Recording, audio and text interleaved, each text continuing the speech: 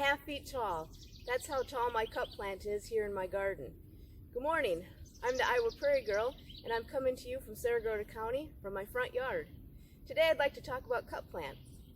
Now the books all say that cup plant grows to be 4 to 8 feet tall. So mine here has exceeded that. I planted these cup plants over 15 years ago. I transplanted them from the neighbor's prairie. Now resources say that cup plants are very difficult to transplant, but I must have transplanted these young. Usually this plant has a very extensive root system. If you get them young enough, you should be able to transplant them. They spread by rhizomes, and they can form a very dense colony in your prairie or in your garden. So watch out for that. So if you stick around, we're going to talk today about the cup plant. We're going to look at different types of leaves, and we're going to take a trip down to the Rock Falls Prairie. So stay tuned.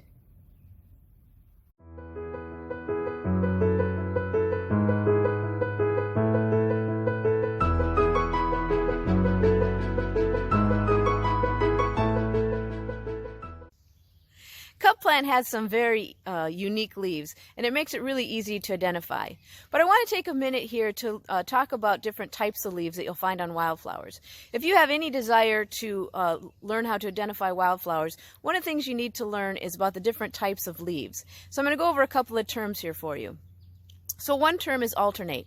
That means that the leaves go up the stalk of the flower every other. Opposite means just that they grow opposite of each other.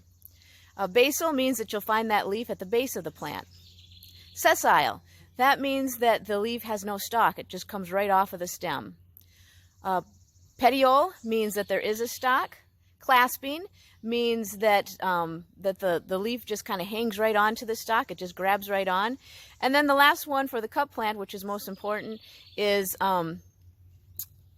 perfoliate. Almost forgot my word. Perfoliate. And that means that it looks like the stem just grows right up out of the leaf. So like if you were to take a piece of paper and take a straw or a toothpick and poke a hole right through that piece of paper, it looks like it just came right through the middle of it. So I have a couple examples here next to me in my garden. I'm next to the cup plant, but before we look at that, I want to show you a clasping leaf. Clasping leaf here is on the stiff goldenrod. I'll have to say that clasping leaf is one of my most favorite leaves. I think they are just so cute. If I can get you here. Here's a clasping leaf. It's going to focus there. Clasping leaf, it just hangs on like a little hand hanging onto the stem. And then we also have here some wild bergamot. And you can see here that the wild bergamot is opposite of each other, and they do just have a little bit of a stalk. Now if you want to learn more about wild bergamot, you can look at my video from last week. And then if we move in here to cup plant, you can see that cup plant leaves are opposite of each other, and they also perfoliate, and what makes them so unique is right there, they form a little cup. Isn't that neat? So it collects rainwater, or it collects dew, and then this is essential for butterflies, bees, birds, mostly goldfinches, will come and get a drink from the cup plant. So you can see there how unique those leaves are. Also take a look here as we're right here. The stem is also very unique. Another name for cup plant is carpenter plant or carpenter weed, and that's because the stem is just so very square. So again, we have the cup plant, and there is just a little fly here. I don't know if you can see him going in for a drink.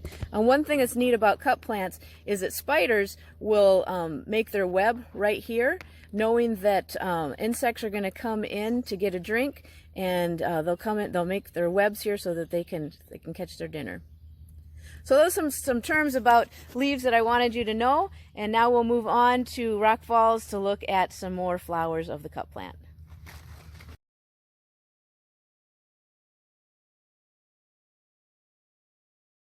I've made it to Wilkinson Park now, and I want to put a little plug in here for Wilkinson Park and the Saragordo County Conservation Board. They do an excellent job preserving prairies around our county. And just a little plug here, as you can see, I am right next to the road, and again, Wilkinson Park has very easy access, and if you have someone that maybe can't walk the trails or go for a long prairie walk, this is a great place to take someone for a drive. They can drive right up to the prairie and see the wonderful flowers that are here. There's my dog Blue in the background. Prairie dog is not with me today. Okay, so I've already mentioned the leaves. and how they form a cup. I also want to point out that the leaves get very large. They get up to about 12 inches long and 8 inches wide. They're rough feeling, and they have toothed edges, and they end up with a point on the end. So that's another distinct feature of the cup plant. Now if we move on to the flowers, the plant can have up to 10 to 30 different flowers on one plant, and then the flower itself is very complex, with up to like 17 to 35 different ray-like flowers, petals on it.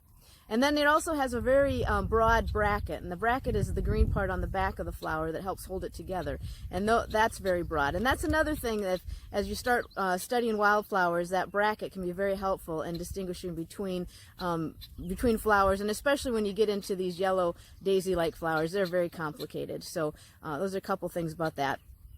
The head of the flower starts out green, and then as it matures it turns yellow.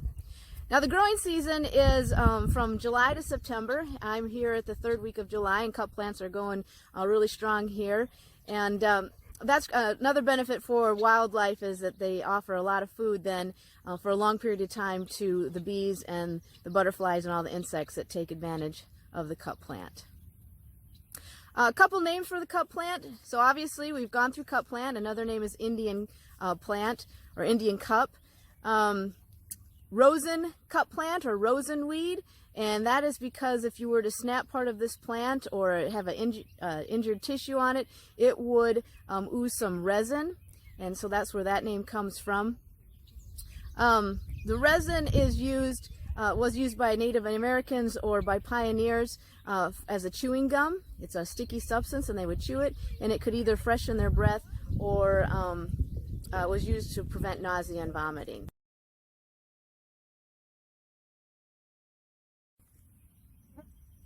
Another neat thing about cup plant is, as I mentioned, it grows in colonies, and so it almost forms like a thicket on the prairie. And as you can see here, if we look down in here, you can see that it provides some really neat shelter for birds and for rabbits and other small animals that might be out on the prairie. Not only protect them from predators like a hawk, but also to provide some shade. So I can just imagine a pheasant hiding down here underneath the cup plant.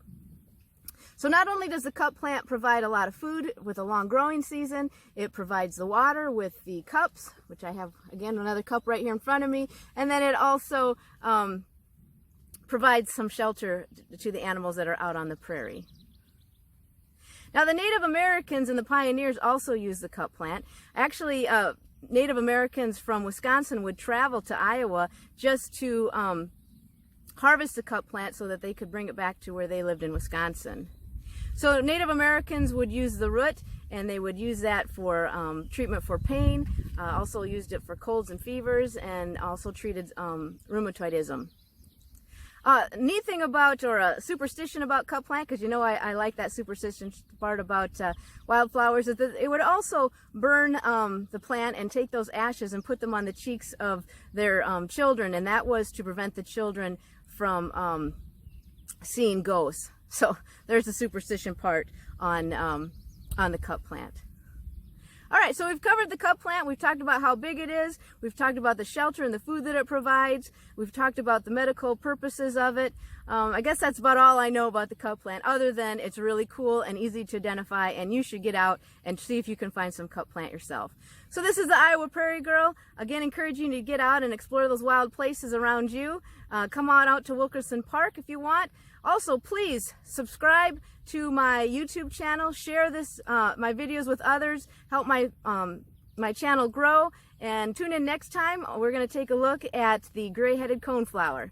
So the Iowa Prairie Girl tuning off. Thanks for watching.